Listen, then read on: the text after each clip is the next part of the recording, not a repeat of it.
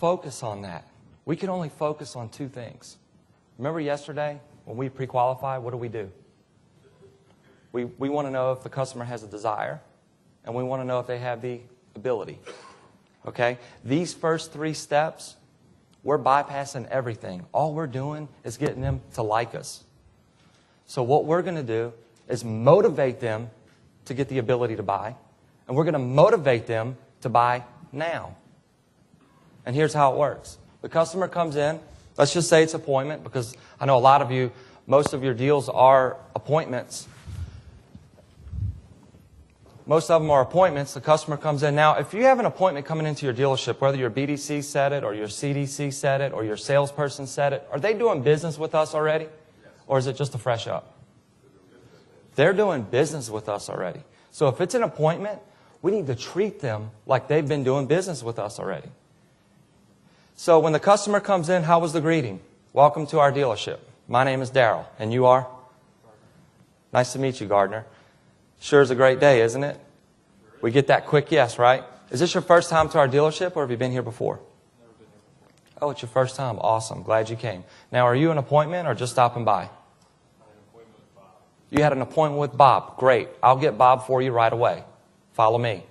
We take the customer inside. Now, if Bob's busy, if Bob's working 10 deals and the showroom's packed and Bob's covered up on the sales desk, what are our salespeople to tell that customer at this point? I'll get Bob for you right away. Follow me. Not Bob's busy. Not the reason we have people that set appointments for us and Bob's a manager. I'm going to be your salesperson. None of that. Because all we're trying to accomplish first is what? Like. You see, we move too fast. They don't like us yet. And we get into all this other stuff. And then we create more what? Objections. We just got to get the like thing down. Does this kind of make sense? So now the customers in the showroom, they're like, wow, I'm at the right place. So there really is a Bob. Last dealership I went to, someone set the appointment to see Mike, and I never met Mike. Has that ever happened in your dealership? Come on. I can't be the only one. Has that ever happened in your dealership? A customer comes in to see a certain person and never gets to see him. So now we're going to go get Bob. Bob's busy. Because a lot of you had that question yesterday. What if the manager's busy and they can't get there within the first 3 minutes? Who wants to know how to handle that one? Okay. You just go right back to the customer if you're the salesperson and you say, well, Mr. and Mrs. Jones, Bob is tied up right now helping some other nice people get a vehicle. He'll be with you in just a few minutes. He did let me know that he was expecting you. And so you didn't have to wait around because you can see we're very busy in here today. He wanted me to go ahead and get the ball rolling. What I'll need to do is get your driver's license so we can go ahead and release your file. We get the drive, and what would happen right then? They're going to give you the driver's license. They're going to say, wow, this place is kind of cool. It's different. But wait a second, it's a 450 Beacon. We can't treat them people that way. And they don't buy, we can't even get them bought, can we? Well, we might need help in our finance department if we can't get them bought. But as far as the process, do we need to skip steps? Yes or no? We gotta hit every single step. So now the customer's waiting. We go release the file. We come back to the customer and we do a customer statement. You remember yesterday, the second step was qualify and build rapport. Now when we're doing a customer statement, are we just asking a bunch of questions on a credit application? We are asking questions on a credit application, if you want to call it that. We'd like to call it a customer statement. But what you can do is build massive rapport with the customer while we're investigating getting their information. Now, once we get all the information, we go to the sales desk. And that's the third step. We're touching base with the sales desk. Meanwhile, Bob's not busy. Meanwhile, Bob's not busy. He came off the desk, right? Should we remind Bob, if we're a salesperson, that that customer's here to see Bob? Even if they met another manager, is it okay for Bob to go over there and say hello? Yes. Of course it is. It's all about the experience. They got to like where they're doing business at before we're ever going to motivate them to get a cosigner, to get money down, to bump them on payment, to get them on the right vehicle. There's no way we're going to be able to do any of that unless they're very comfortable, warmed up, and they're comfortable with where they're at. So now Bob meets them. We got the credit application, the customer statement. We have all the information we need. We collected all the steps. What was the first step we grabbed? The driver's license. Why did we do that? Make sure they have one. That's why. It's that simple. So after we have all the information, we go up to the sales desk. When we get to the sales desk, we share a story with the sales manager at the sales desk, the desk manager. Now, I don't know how it is in most stores, but usually if it's a special finance deal, you have someone on the desk that's working in special finance deals, or you might have a special finance department. It really doesn't matter. Once you touch base with the desk, we get guidance from the manager.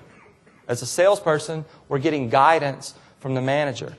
Now, here's where we divide and conquer. This is where our system, this is where we're different than everybody. Okay, the customer's comfortable. Everything is going good in the showroom. Is that right? We have the credit application. We have all the steps. Now, the finance manager is going to go down and conduct a customer interview with the customer. Now, one of the main reasons we do a customer interview is so we can get our deal funded. When does funding start? Who knows?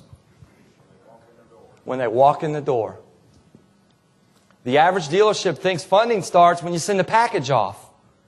But if we don't have the right information in the package, will the deal ever get funded? Yes or no? It actually starts on the appointment, doesn't it, Lawson?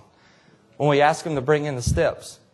But if we don't collect the right information, and if we don't verify the information on the credit application, is it possible that our salespeople might fudge an extra month to make it a year when it's really 11 months? That would never happen, would it? Or how about the customer?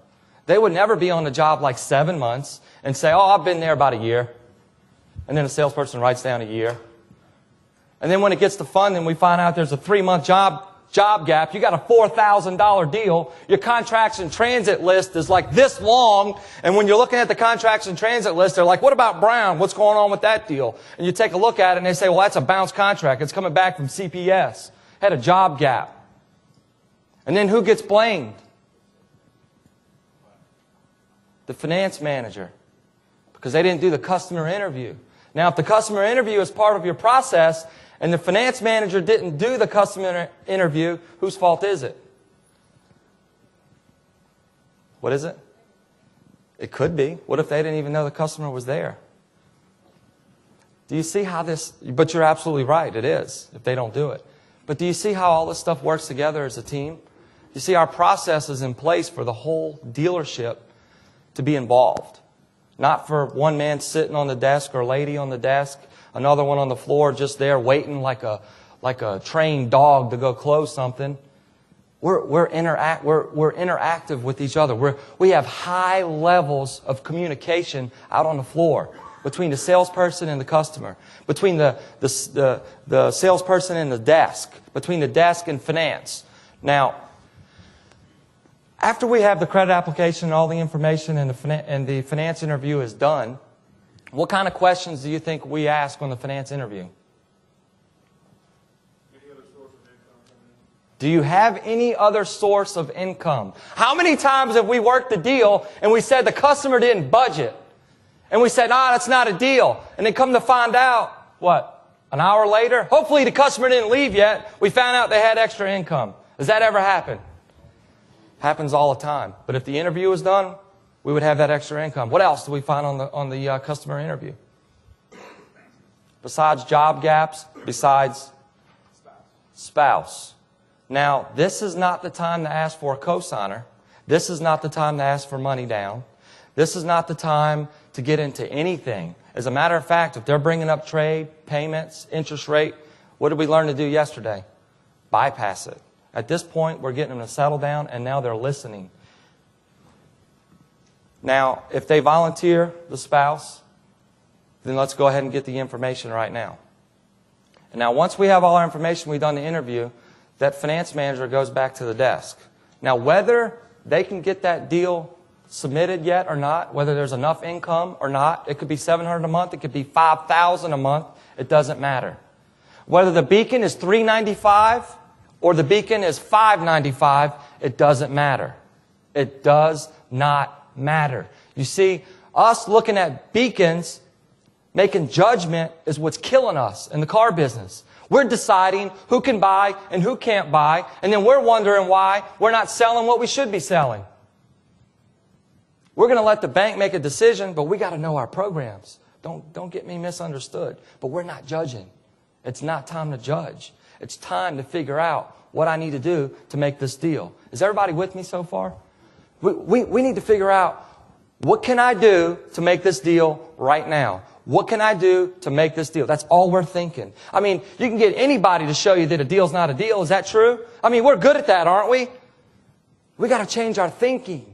You see, we have to change our questions to ourselves and to our salespeople. Because the questions that we're asking ourselves, we're asking the same questions to our salespeople, and they're leading us down the wrong road. Like, well, how much money they got down? It doesn't matter how much money they have down. We're getting ready to motivate them. And once I got them motivated, I promise you, I'm going to get every single penny. And I'm going to ask, how many times? 5 times, because 80% of all down payment is gotten after the 5th what? After the 5th no, just like closing.